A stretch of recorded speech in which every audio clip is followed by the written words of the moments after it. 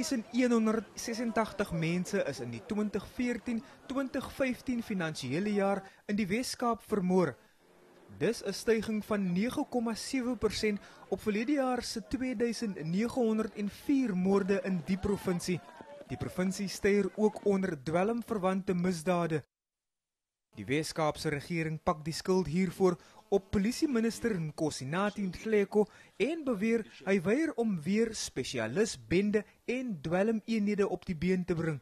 Ek dink nie dis 'n kwessie van ons is krities op die Suid-Afrikaanse polisie nie. Ons praat in die Wes-Kaap van meer effektiewe polisieering. Plato sê 'n tekort aan beamptes in die polisiekantore is die groot oorsaak vir die toename in ernstige misdaad. My departement het reeds maande gelede die bemanningstekort by die polisiestasies geïdentifiseer. Ek dink ons was baie eksplisiet daarin om te sê 85% van alle polisiestasies in die Wes-Kaap is onderbeman. Dit ons huldig steeds vandag daardie standpunt.